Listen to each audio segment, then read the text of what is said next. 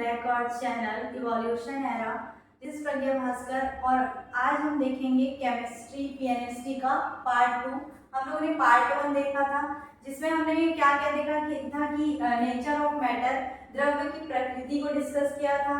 और उसमें हम लोग ने देखा था कि द्रव्य की प्रकृति का क्लासिफिकेशन हम दो बेसिस पे करते थे, भौतिक क्लासिफिकेशन और रासायनिक क्लासिफिकेशन। तो भौतिक क्लासिफिकेशन में हम लोग ने देखा था कि ठोस, द्रव, गैस, सॉलिड, लिक्विड गैस क्या होता है। उसके बाद जब हम रासायनिक क्लासिफिकेशन में आए थे, केमिकल क्लासिफिकेशन में, तो हमने क्या किया था कि उसको दो भागों में बांटा था।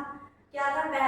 पहला आपका था कि शुद्ध पदार्थ, प्योर सब्सटेंसेस, और दूसरा था मिश्रण। ठीक है, तो शुद्ध पदार्थ में हमने दो चीज देखा, एलिमेंट और कंपाउंड, तत्व और यौगिक। ठीक है, तो आज हम उसके आगे का पार्ट 2 देखेंगे जिसमें हम लोग का बचा था मिश्रण। ठीक है, मिश्रण बचा था हमारा, जो रासायनिक क्लासिफिकेशन का हमारा शुद्ध पदार्थ हो गया था। उसके बाद उसी में हमारा क्या था? मिश्रण था। ठीक है, जैसे कि हमने देखा था कि जो आपका यौगिक होता है, यौगिक क्या होता है कि दो से ज्यादा जब एलिमेंट को मिलकर क्या बनते हैं? यौगिक बनते थे।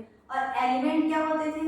एलिमेंट एक ही टाइप के जो एटम मिलकर क्या बनाते हैं? तत्व बनाते हैं। एक ही टाइप के एलिमेंट, जैसे कि आपका आयरन का जब आप लेंगे कोई टुकड़ा, तो उसमें क्या होगा? सिर्फ आयरन के ही तत्व प्रेजेंट होंगे।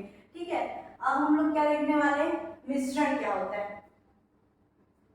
तो आपका जो मिश्रण है वो क्या होता है? दो या दो से अधिक तत्वों या यौगिकों को किसी भी अनुपात में मिलाने से मिश्रण बनता है। ठीक है, जैसे कि हम लोग ने क्या किया कि जैसे ये बीकर लिया, ठीक है, उसमें क्या है? आपका पानी है। ठीक है, अब देखो पानी क्या है आपको पानी क्या पता है? H2O। ठीक है, अब आप इसमें क्या करेंगे? एक चुटकी नमक ले लेते हैं हम। ठीक है, NaCl। तो क्या होगा कि NaCl क्या हो जाएगा? किसी भी आपके पानी के मॉलिक्यूल को रिप्लेस करके किसी जगह में क्या आ जाएगा? NaCl। ठीक है, तो इसमें क्या हो गया? आपका क्या दो यौगिक मिल गए। ठीक है, दो यौगिक एक ही उससे मिल गया, तो ये क्या आपका क्या कहलाएगा? मिश्रण। ठीक है, जैसे कि आपने देखा था कि आपका यौगिक, प्योर यौगिक में क्या होता था? शुद्ध पदार्थ में सिर्फ इसमें जैसे पानी है तो H2O सिर्फ H2O रहेगा, सारे जगह पे H2O के ही मॉलिक्यूल प्रेजेंट है। बट इसमें क्या हो गया? NaCl मिल गया, तो ये क्या बन गया? आपका एक मिश्रण बन गया। ठीक है, जैसे कि आप एयर भी क्या है? हवा। आपका क्या एक टाइप का मिश्रण है।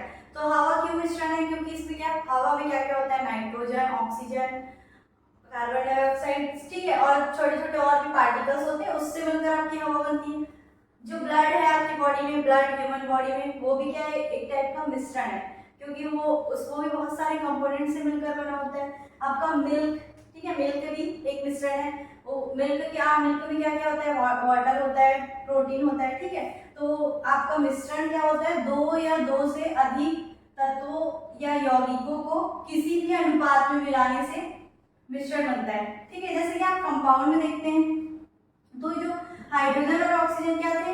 एक रेशियो में, एक अनुपात में कंबाइन थे। बट यहाँ पर क्या होगा मिश्रण में कि जो इसमें क्या होगा कि NaCl और H2O, इसमें जो दोनों है कंपाउंड यौगिक है, उसमें क्या होगा? कोई एक फिक्स्ड रेशियो में ये फिक्स नहीं होंगे। ठीक है, अब उसके बाद हमारा क्या है? एक और चीज क्या है इसमें? इनके अवयवों को सरल भौतिक विधियों द्वारा अलग नहीं किया जा सकता, किया जा सकता है। ठीक है, आपने देखा होगा कि जब हम लोग प्योर सब्सटेंसेस, शुद्ध पदार्थ की बात कर रहे थे, कंपाउंड को हम लोग भौतिक विधि, कोई भी फिजिकल मेथड से अलग नहीं कर सकते थे। ठीक है, क्योंकि इसको अलग करने के लिए हमको क्या, केमिकल रासायनिक विधि की जरूरत पड़ती है। पर आपका जो मिश्रण है उसको हम लोग क्या कर सकते हैं? सरल भौतिक विधियों से भी अलग कर सकते हैं। जैसे कि आप रेत और पानी के मिश्रण को क्या कर सकते हैं? फिल्ट्रेशन की मेथड से अलग कर सकते हैं। उसको अपन छान लेंगे तो पानी से रेत अलग हो जाता है। ठीक है, वैसे ही हमारा क्या कंपाउंड जो था यौगिक और तत्व, ठीक है, यौगिक तत्व को हम लोग सिंपल फिजिकल मेथड से, भौतिक विधियों से नहीं अलग कर सकते थे। ठीक है, तो इसका जो एग्जाम्पल है आपका एयर एक मिक्सचर है, मिल्क भी आपका मिक्सचर है, ब्लड, ठीक है। तो बहुत सारी जो चीजें आपके आसपास है वो सब क्या होती है, मिक्सचर ही होती है। ठीक है, मिक्सचर में क्या होता है, दो या दो से अधिक तत्वों और यौगिकों को किसी भी अनुपात में मिलाने से मिश्रण बनता है। ठीक है, क्लियर। अब हम लोग देखते हैं मिश्रण भी क्या होते हैं, दो टाइप के होते हैं, समांगी मिश्रण और विसमांगी मिश्रण। समांगी का इसमें क्या आपको समझ आ रहा होगा, समान। ठीक है, होमो का मतलब क्या होता है, सेम। ठीक है, और इसमें हेट्रो का मतलब डिफरेंट। ठीक है, विसमांगी का मतलब डिफरेंट। ठीक है, अब इसमें किस टाइप से डिफरेंट उसमें कंबाइन होंगे वो हम लोग देखेंगे। वन बाय वन हम लोग समांगी और विसमांगी मिश्रण क्या होता है उसको डिस्कस करते हैं। ठीक है, तो बात करते हैं अब हम मिश्रण के क्लासिफिकेशन की। मिश्रण को हम दो भागों में बांटते हैं, समांगी मिश्रण और विसमांगी मिश्रण। तो समांगी मिश्रण क्या होता है, समांगी मिश्रण के सभी भाग एक समान के अवयव में पाए जाते हैं। ठीक है, पहले हम इसका एग्जांपल देख लेते हैं। जैसे कि हम लोग आपने नींबू पानी देखा है। ठीक है, नींबू पानी में क्या होता है कि अगर हम वाटर के साथ लेमन जूस को ऐड करते हैं तो क्या होता है इसमें कि सारे जो लेमन जूस है वो वाटर के साथ समान मात्रा में सभी जगहों पर क्या होता है, डिसॉल्व हो जाता है। ठीक है, पूरी तरह से वो घुल जाता है। ठीक है, तो अगर आप इसको ऊपर से देखेंगे, ऊपर से अगर आप इसको पीकर देखेंगे तो भी वहां पे सेम टेस्ट आएगा, और नीचे के पार्ट को भी आप अगर पीकर देखेंगे तो सेम टेस्ट आएगा। ठीक है, अब हम लोग अगर इसमें क्या आपको कोई लेयर ऑफ सेपरेशन, मतलब कोई यहाँ पर लेयर दिखती है, अलग सी लेयर फॉर्म होती है क्या, नहीं होती। ठीक है, तो इसमें क्या होगा, आपका समांगी मिश्रण में जो भी आपके पार्टिकल्स है, वो भी अवयव है, वो समान जगह पर क्या होंगे, विभाजित हो जाएंगे, डिस्ट्रीब्यूट हो जाएंगे। ठीक है, समान जगह पर सेम अनुपात में डिस्ट्रीब्यूट हो जाएंगे। ठीक है, जैसे कि आपने एक और देखते हैं एग्जांपल। अगर हमने एक बीकर है, इसमें क्या किया, हमने वाटर फिल कर दिए। अब इसमें हम लोग पूरा इसमें क्या कर देंगे, NaCl ऐड करेंगे। तो जब आप इतने से पार्ट को अगर 1 ml वाटर को भी देखेंगे तो इसमें जैसे 0.5 ग्राम NaCl है, तो सारे जितने भी 1 ml है इसमें, तो उन सब में क्या होगा, 0.5 0.5 0.5 पूरे में आपका वाटर NaCl डिसॉल्व होगा। ठीक है, मतलब वाटर में जो NaCl नमक है उसके सारे जगहों पर, सारे पार्ट पर, सारे भागों पर सेम समान मात्रा में क्या हो जाएगा, डिसॉल्व हो जाएगा। ठीक है, अब देखिए इसमें क्या होते हैं, विभिन्न अवयव अलग अलग नहीं दिखते।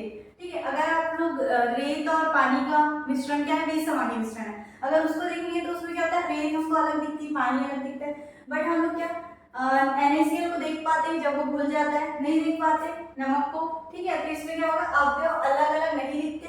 अगर आपको पूरा सेम वो दिखेगा, ठीक है, वो अलग नहीं दिखेगा। अब क्या होगा, समांगी मिश्रण का किसी भी भाग को ले तो वह समान घटकों के समान अनुपात से बना होगा। ठीक है, जैसे हम लोग इतने पार्ट को भी ले रहे हैं तो इसमें जैसे 0.5 ग्राम, वही हम लोग ने अभी समझा, 0.5 ग्राम अगर इसमें NaCl है तो इसके सारे वाले पार्ट में क्या होगा, 0.5 ग्राम NaCl होगा। ठीक है, वे पदार्थ किसी भी अवस्था में हो सकते हैं, जैसे सॉलिड हो सकता है, लिक्विड हो सकता है। ठीक है, वो किसी भी अवस्था में पाए जाते हैं। ठीक है, तो क्लियर, हम लोग क्या देखा, समांगी मिश्रण क्या होते हैं, समांगी का मतलब क्या होता है, समान ही होता है, तो मिश्रण के सभी भाग एक समान के अवयव पाए जाते हैं। ठीक है, इसमें क्या होगा कि जो भी आप वाटर में NaCl डाल रहे हो तो पूरा वो एक साथ घुल जाएगा। ठीक है, जैसे आपने एग्जाम्पल क्या हो सकता है इसका,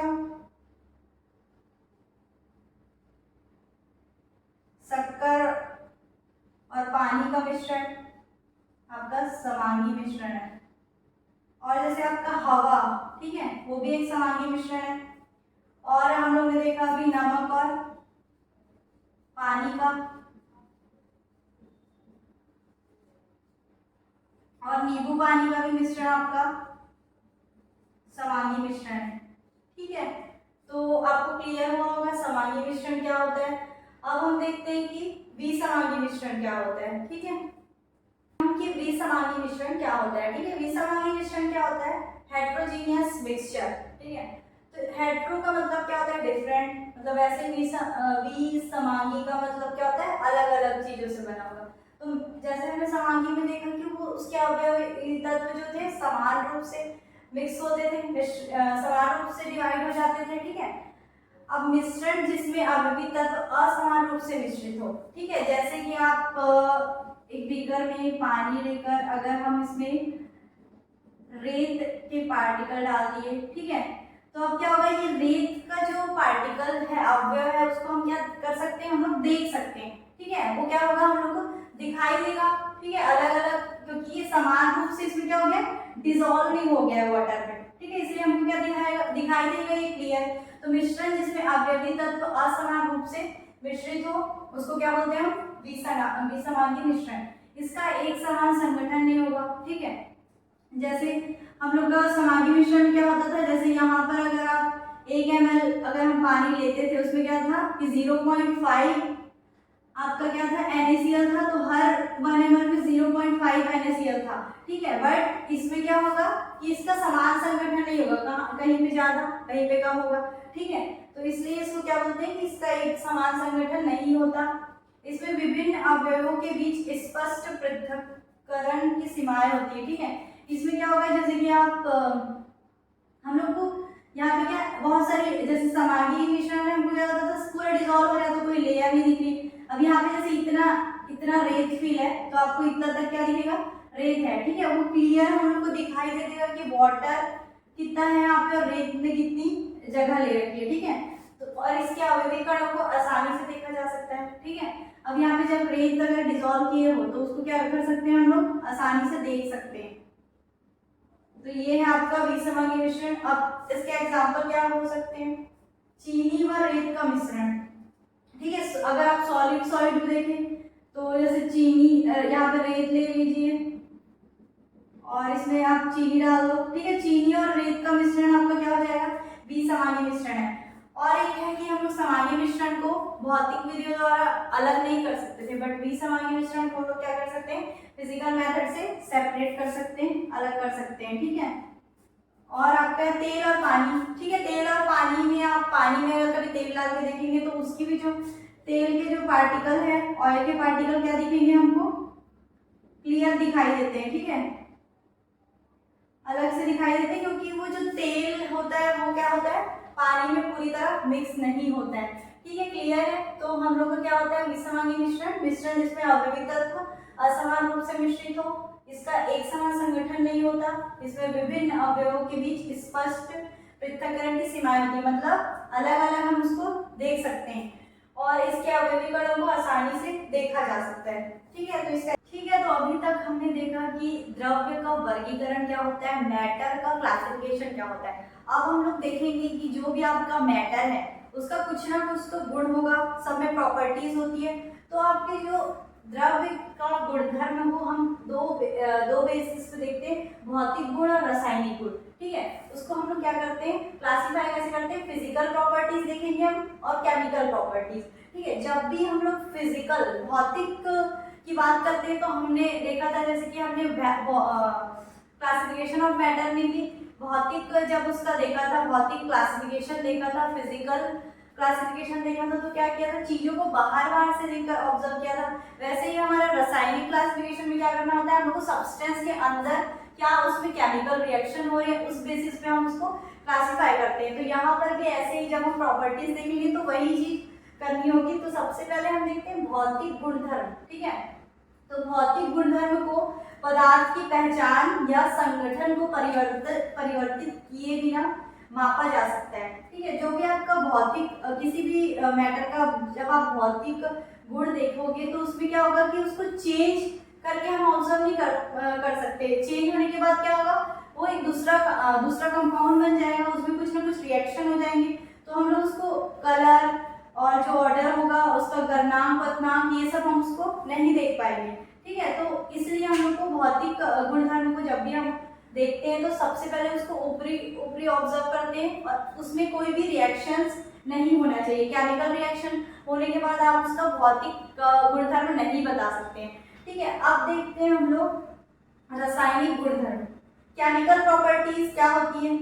तो रासायनिक गुणधर्म को मापने या देखने के लिए रासायनिक परिवर्तन होना आवश्यक है। जैसे कि देखिए आपका हाइड्रोजन और क्लोरीन, ठीक है, हाइड्रोजन और क्लोरीन मिलने के बाद क्या बनाता है, HCl। अब ये जो हाइड्रोजन और क्लोरीन है, इसमें पहले क्या होता है, ये बिल्कुल एसिड की प्रॉपर्टी नहीं होती, बट ये जब HCl बनता है तो ये क्या हो जाता है, पूरा एसिड हो जाता है, ठीक है। तो हमको क्या करना पड़ेगा, जब भी हम रासायनिक गुणधर्म देखेंगे तो इसमें क्या होना चाहिए कि कोई भी रिएक्शन होना जरूरी है, ठीक है। तो आप रासायनिक जो गुणधर्म है उसको किस किस बेसिस पे देख सकते हो, वो उसकी अम्लीयता, क्षारीयता इत्यादि के साथ अभिक्रिया जब हम कराते हैं, है ना, बहुत सारे रिएक्शन है जो हम आगे के चैप्टर में पढ़ेंगे, ठीक है। तो अभी हम बस यही हमको समझना था कि भौतिक गुणधर्म और रासायनिक गुणधर्म के आधार पर हम द्रव्य के गुणधर्म कैसे बता सकते हैं, ठीक है। अब हमारा जो नेक्स्ट टॉपिक है वो क्या है, द्रव्य की गुणधर्म और उनका मापन, ठीक है, देखते हैं हम, ठीक है। अभी हम लोग ने देखा कि द्रव्य के गुणधर्म क्या होते हैं, अब देखते हैं उसका मापन, ठीक है। भौतिक गुणधर्मों का मापन कैसे किया जाता है, ठीक है, उनका मेजरमेंट कैसे किया जाता है। तो द्रव्य के अनेक गुणधर्म, ठीक है, द्रव्य जो भी है मैटर आपके पास, उनका क्या होता है, उनका जैसे लंबाई का, आयतन का, क्षेत्रफल का हम लोग मापन कैसे करेंगे। तो द्रव्य के अनेक गुणधर्म जैसे लंबाई, क्षेत्रफल, आयतन आदि मात्रात्मक प्रकृति के होते हैं, ठीक है। उनके साथ क्या हमको एक मात्रात्मक प्रकृति के होते हैं, मतलब जैसे कि आपका मात्रात्मक प्रेक्षण मापन को कोई दो संख्या फिर उसके बाद उसकी इकाई लिखकर निरूपित किया जाता है। तो जैसे कि आपको किसी कमरे की लंबाई आपको दी है 6 मीटर, ठीक है। तो इसमें जो 6 है वो क्या है, वो संख्या है, और जो आपका मीटर है वो क्या है, उसकी इकाई है, ठीक है। इसके साथ हम लोग क्या इसका मेजरमेंट करके हम लोग इसके पीछे क्या इकाई लगाएंगे। वैसे ही आपका अगर आपको द्रव्यमान का क्या होता है, द्रव्यमान जो मास का क्या लिखोगे आप यूनिट, केजी, ठीक है। वैसे ही आपका पदार्थ की मात्रा को किस में मेजर करते हैं, मोल में करते हैं, ठीक है। तो सब चीज के लिए अलग अलग आपके यूनिट दिए हुए हैं। तो पहले क्या होता था, बहुत पहले के टाइम पे विभिन्न भागों को दो पद्धतियों में, विश्व के विभिन्न भागों में दो पद्धतियां बस प्रयुक्त की जाती थी, द इंग्लिश सिस्टम और द मैट्रिक सिस्टम। फिर बाद में आपका एक मानक पद्धति, कॉमन सिस्टम लाया गया जिसको कहते हैं इंटरनेशनल सिस्टम ऑफ यूनिट्स, ठीक है, अंतरराष्ट्रीय सिस्टम ऑफ यूनिट आपको लाया गया, अंतरराष्ट्रीय मात्रकों की अंतरराष्ट्रीय पद्धति लाई गई, ठीक है, ताकि हम लोग क्या कर सकते हैं, हम लोग को मतलब सभी जगहों में, आपके वर्ल्ड के सभी जगहों में इजीली हो, एक मतलब एक स्टैंडर्ड यूनिट रहे करके, ठीक है। ठीक है, तो एसआई पद्धति में 7 आधार मात्रक है, जो कि और इसकी जो 7 आधार मात्रक है, ये 7 जो भौतिक राशि है, उसी से फिर आप जो और भी राशियां जो व्युत्पन्न कर सकते हैं, ठीक है, जैसे कि गति, आयतन, घनत्व, ये सब जो है इन्हीं राशियों से फिर से हम उत्पन्न कर सकते हैं। बट जो आपकी आधार मात्रक कौन कौन से हैं, जो कि आधार मात्रक कितने हैं, बस 7 है। तो हम लोग इसका देख लेते हैं, आधार भौतिक राशि कौन कौन सी है और उसके प्रतीक और एसआई मात्रक का नाम और एसआई मात्रक का प्रतीक, ठीक है। तो देखिए लंबाई का जैसे क्या होता है, लंबाई को हम किससे, उसका प्रतीक क्या है, किससे डिनोट करते हैं, एल से, ठीक है। उसका जो एसआई मात्रक क्या होता है लंबाई का, मीटर होता है, और उसका जो प्रतीक है मीटर का वो क्या है, स्मॉल एम से हम इसको डिनोट करते हैं। द्रव्यमान का क्या है, द्रव्यमान का जो है, इसका जो द्रव्यमान का है एम से डिनोट करते हैं, ठीक है, मास को। उसके बाद इसका जो एसआई मात्रक है वो है किलोग्राम, और इसका जो है इससे प्रतीक केजी, ठीक है। समय का ऐसे आपको सबको पता ही है, समय को किससे डिनोट करते हैं, टाइम को टी से, स्मॉल टी से। उसका जो आपका एसआई मात्रक है वो क्या है, सेकंड है, और सेकंड का जो प्रतीक है वो क्या है, स्मॉल एस। उसके बाद विद्युत धारा को हम किससे करते हैं, आई, कैपिटल आई से करते हैं। उसको क्या, उसका जो एसआई मात्रक वो क्या है, एम्पियर है। उसको एम्पियर का जो एसआई मात्रक का प्रतीक क्या है, कैपिटल ए, ठीक है। और फिर उष्मागतिकी तापक्रम मतलब टेम्परेचर का क्या है, टेम्परेचर का एसआई मात्रक केल्विन है। केल्विन को हम किस, केल्विन का क्या प्रतीक है, कैपिटल के है, ठीक है। उसके बाद उस वो पदार्थ की मात्रा, ठीक है, पदार्थ की मात्रा अमाउंट ऑफ सब्सटेंस, ठीक है, अमाउंट ऑफ सब्सटेंस को हम करते हैं एन से, ठीक है। इसका जो एसआई मात्रक क्या है, मात्रक का प्रतीक क्या है? मोल। ठीक है, MOL मोल का। ठीक है, ज्योति तीव्रता का क्या है? IU। ठीक है, इसका क्या है? SI मात्रक का नाम कैंडेला। ठीक है, SI मात्रक का प्रतीक है CD, स्मॉल CD है। ठीक है, तो हमने अभी मापन में हम लोगों ने क्या कर लिया, सबका SI यूनिट देख लिया। अब हम देखते हैं कि द्रव्यमान और भार, मास एंड वेट क्या होता है। ठीक है, तो देखिए द्रव्यमान क्या है कि किसी पदार्थ का द्रव्यमान उसमें उपस्थित द्रव्य की मात्रा है। ठीक है, जैसे कि मतलब कोई भी एक ऑब्जेक्ट है, वो कितने पार्टिकल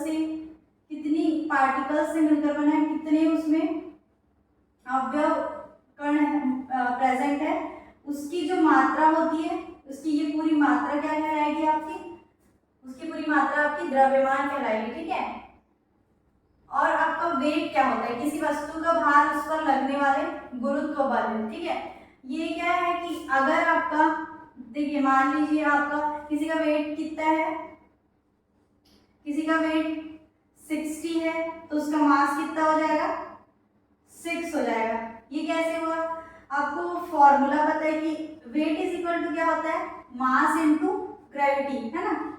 तो आपका जैसे हम लोग ग्रेविटी का क्या होता है वैल्यू 9.8 पर हम 10 ले लेते हैं इसको अप्रोक्स, तो ये हो जाएगा, वेट है 60 और आपका मास ये कितना है, तो मास कितना होगा?